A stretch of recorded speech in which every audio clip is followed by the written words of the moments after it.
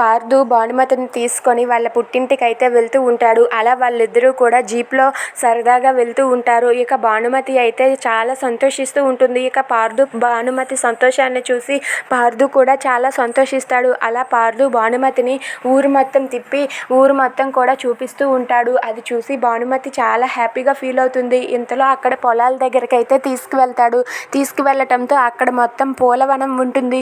అది చూసి భానుమతి చాలా హ్యాపీగా ఫీల్ అయ్యి మొత్తం అక్కడ గంతులు వేస్తూ ఉంటుంది.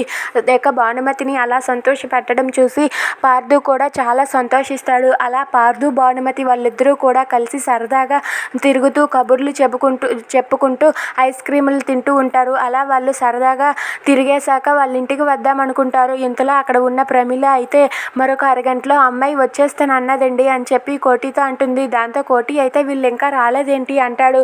ఎవరండి అంటే ఇంతలో బయట బ్యాండ్ మేడం వాళ్ళు వస్తారు. అది చూసి అక్కడ ఉన్న ప్రమీల అయితే ఏంటండి వీళ్ళెందుకండి ఇప్పుడు అని చెప్పి అంటుంది. దాంతో అక్కడ ఉన్న కోటి అయితే వచ్చేసారు వీళ్ళెందుకు అంటావేంటి, వచ్చింది ఎవరు, ఈ కోటి అల్లుడు వస్తున్నాడని ఈ ఊరు మొత్తం తెలియద్దు, అందుకే నేనే ఏర్పాటు చేశాను, నా అల్లుడు ఇంటికి వస్తున్నాడు, అందుకే ఈ ఏర్పాట్లన్నీ ఇప్పుడు పెళ్లిలా జరుగుతుంది చూస్తూ ఉండు అంటూ ఆ బ్యాండ్ మేళం దగ్గరికి వెళ్ళి కోటి వాళ్ళ అమ్మ వాళ్ళ కూతురు వసు వీళ్ళందరూ కూడా డ్యాన్సులు చేస్తూ గంతులు వేస్తూ ఉంటారు.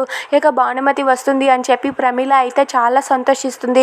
ఇక అక్కడ ఉన్న కోటి అయితే అల్లుడు కూతురు కోసం ఎదురు చూస్తూ సుస్వాగతం అంటూ ఒక ఫ్లెక్సీని కూడా ఏర్పాటు చేస్తాడు. ఇంతలో అక్కడ ఉన్న పార్థు అయితే భానుమతిని తీసుకొని అలా జీప్లో వస్తూ ఉంటాడు. If you like this video please like, share and subscribe friends. Thanks for